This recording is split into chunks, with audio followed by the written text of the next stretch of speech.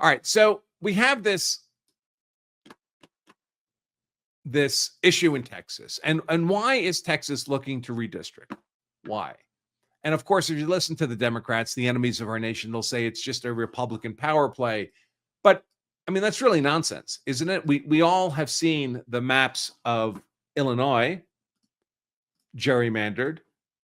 We've all seen, in fact, I think I have some, let me take a look here. I think I have some interesting slides I meant to share with all of you. Yeah, here's a few. Let me pull this up here. We all know how the Democrats do it, right? This is a district in Maryland. Let me pull this back up.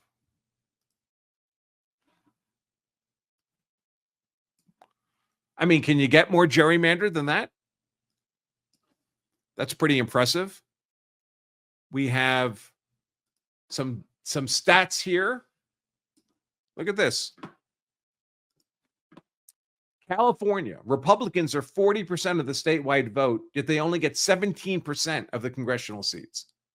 And it gets even worse. Massachusetts, Republicans are 35%, and of course, these are all blue states, right? Goes without saying, Democrat-controlled states. 35% of the statewide vote are Republicans, 0 congressional seats, 0 out of 9. Connecticut, Republicans are 38% of the statewide vote, 0 congressional seats out of 5. New York, Republicans are 42% of statewide vote, less than 30% of congressional seats. And of course, Governor Kathy Hochul, she of the uneven eyebrows, is threatening to eliminate even those. New Jersey, Republicans are 43% of the statewide vote, only 25% of the congressional seats, 3 out of 12. Maryland, 38% of the statewide vote is Republican. Republicans have only 12% of the seats, 1 congressional district out of 8. New Mexico, Republicans are 44% of the statewide vote, 0 seats. Hawaii, 30% of the statewide vote are Republicans, 0 seats. Oregon, Republicans are 42% of the statewide vote, only 16 seats, 1 out of 6. Washington, Republicans are 38% of the statewide vote, only 20% of the seats. Rhode Island, 38% of the statewide vote, 0 seats. Now, there are Republican states that would look similar. I think Oklahoma would bear a resemblance to these stats. So I'm not saying the Democrats do this and the Republicans don't. I'm merely saying that everybody does it. Everybody does it, and it's allowed. There's nothing wrong. There's nothing wrong with political gerrymandering. I shouldn't say nothing wrong, maybe from I don't know, you may have some personal objection, but it's certainly perfectly legal to do. Here's a little clip from Trump talking about all this. Let me pull this up. Make sure the volume is up. If Texas redrawing their congressional map would get you 5 safe red seats, means that California, New York, Illinois, and Maryland are all going to redraw their maps to add safe. Well, they'll do it anyway. Is it worth it? Yeah, they'll do it anyway. Why? If we stop over there, they would have done it anyway.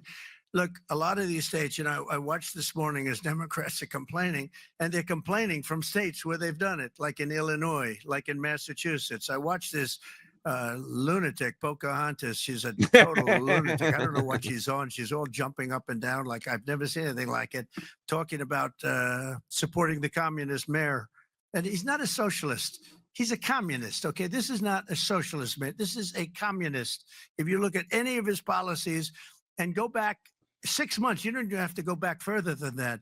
So they want to put a communist in New York. Now, the good news is we have a lot of power over that because we're the ones with the money. We send the money. We don't send the money. It's up to the White House, a lot of power in the White House. But when I watched her jumping up and down, talking about that and supporting the communists, but if you look at what's going on with the redistricting or whatever you want to call it, the Democrats have done it long before we started. They've done it all over the place. They did it in New York. They did it in a lot of different states. But in Massachusetts, so somebody used this as an example today. I was interviewed this morning, and they said, it's pretty unfair. Trump got 40% I'm not proud of that, but I think I probably got more, but that's okay. I got 40% in Massachusetts, and yet they have 100% of the vote in terms of Congress. So there's no Republican, there's no anything. So we should have 40%. You know why? They redistricted. And they've done it all over the place. And they've done it in California, by the way. Before this, they've done it in California. So we'll see what happens. We have a wonderful governor in Texas. He feels strongly about it. It's going to be up to him. I think there's tremendous support for it. And, you know, we've watched the Democrats destroy our country in 4 years. They've destroyed, between their open borders that we talked about, transgender for everybody, all of the horrible things that they've done, high taxes, horrible medical provision for people.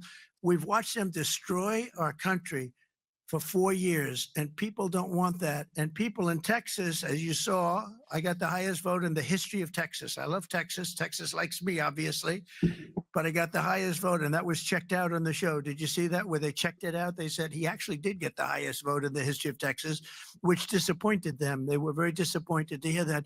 But Texas is a place that's done very well with a free enterprise kind of an attitude, with the exact opposite of what's happening in New York with a communist mayor. And they know what they're doing, and they're doing the right thing. Yeah.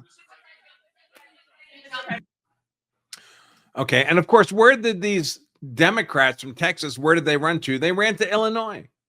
Again, one of the most gerrymandered states in the country. Look at this yellow finger here in the middle.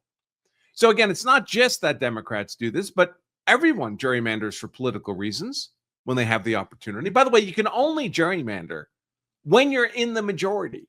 So gerrymandering cannot be done by whoever is in the minority of a state. First, you have to win political power. Then you have the option to gerrymander. It's just a way of locking in the political power you have. It's not how you get political power. But if everyone's gerrymandering, it really doesn't make sense for the Democrats on the merits to complain about Texas doing it, even if Texas was only doing it for political purposes. But of course, there's other reasons why Texas wants to redistrict, independent of pure political advantage, and that is the state has changed. Texas, since the last census, and we're going to come back to the census because that's a debacle all in and of itself. The last census, 2020, since then, Texas, because of the state of California, because California has the highest poverty rate in the country. Did you know that? Almost 20% poverty rate. Now, that's adjusted for cost of living, but nevertheless, California has a higher poverty rate than Alabama, than Mississippi. It's unbelievable. It's a completely feudal society. You have a bunch of tech giants at the top, billionaires, and of course, they're political court jesters like Governor Gavin Newsom. And then at the bottom, you have a bunch of fentanyl-addicted homeless people living in defunct trailers, lining the sides of the roads all over beautiful cities in California, including places like the gorgeous Santa Monica, which I visit every year, so I see this. And then in the middle, you have a middle class that's being completely crushed and driven out of the state. California's lost millions of people. And many of them, sadly, many of them came to Colorado, which is why now Colorado, where I live, is in a worse condition than California politically. But many of them also went to Texas. And many of those people are the ones who are fleeing the politics of California. So Texas has 2 million more people now than it did at the last census. And they're not counted for purposes of representation. And there's nothing wrong with recounting. The Constitution says you have to do a census every 10 years, but any state is free to recount anytime they want. Indeed, the federal government, as we'll see, is free to do a census more frequently than every 10 years. They could do one right now, as President Trump has begun advocating for. You're not limited to either a census or redistricting once a decade. You can do it more often if you wish. Also, populations within Texas have moved around. So the congressional districts are no longer comparable in terms of the numbers of people they're representing. And they are supposed to be proportional to the number of people in each district. Further, a number of the districts in Texas were created under an unconstitutional scheme. They were created on a race-based basis. Now, the Voting Rights Act of 1965 has been, in my opinion, grotesquely and unconstitutionally misinterpreted to allow for the creation of congressional districts based on race. Majority black districts have not only been permitted, they've been mandated by our unelected black-robed tyrannical inferior district trial court judges in obvious violation of the 14th Amendment's mandate that government policy be race blind. And when the 14th Amendment, part of the U.S. Constitution, says you have to be race blind, and a statute a mere statute is interpreted as requiring majority black congressional districts in a fight between the Constitution and the statute, who wins?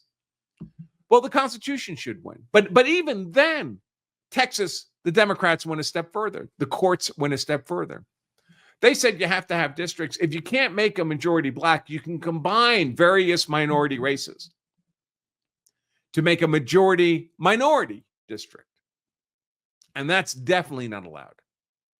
In fact, the Texas Supreme Court says that's not allowed. So we have at least 4 congressional districts in Texas that are the result of this amalgamation of various racial groups, essentially a racial caste system in America. It's as if we imported it from India. And that's not permitted. So those districts have to be adjusted, or at least appropriately should be adjusted. Thanks for watching this highlight segment of our full-length Law of Self-Defense live stream. If you enjoyed this content, make sure to give us a like and subscribe for more expert analysis on politics, law, and how to be hard to convict.